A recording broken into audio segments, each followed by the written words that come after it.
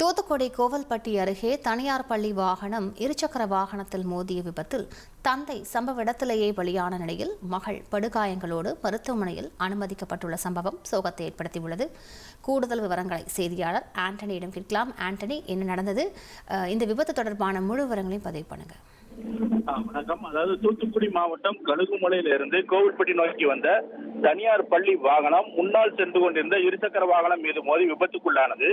இதுல இருசக்கர வாகனத்தை ஓட்டி வந்த சிவகாசியை சார்ந்த ஐயம்மாள் வாகனத்திலிருந்து தூக்கி வீசப்பட்டார். மேலும் பின்னால் அமர்ந்திருந்த அவரது தந்தை உத்திரபாண்டியன் பள்ளத்தில் வீசப்பட்டு சம்பவ இடத்திலேயே பலியானார். உடனடியாக நாலாட்டின்புத்தூர் காவல் நிலைய போலீசாருக்கு தகவல் தெரிவிக்கப்பட்டது.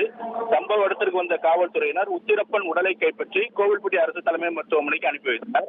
மேலும் படுகாயமடைந்த ஐயம்மாளை மீட்டு கோவில்பட்டி அரசு தலைமை மருத்துவமனைக்கு அனுப்பி வைத்து தனியார் பள்ளி வாகனத்தை பறிமுதல் செய்து விசாரணை மேற்கொண்டு வருகின்றனர். விவரங்களுக்கு நன்றி ஆண்டனி. ஃப்ரெண்ட் ஆக்கிக்கோங்க. 2.5 கோடிக்கும் அதிகமான தந்தி டிவியின் சப்ஸ்கிரைபர்ஸ் அண்ட் ஃபாலோவர்ஸ் குடும்பத்துல நீங்களும் இணையுங்க.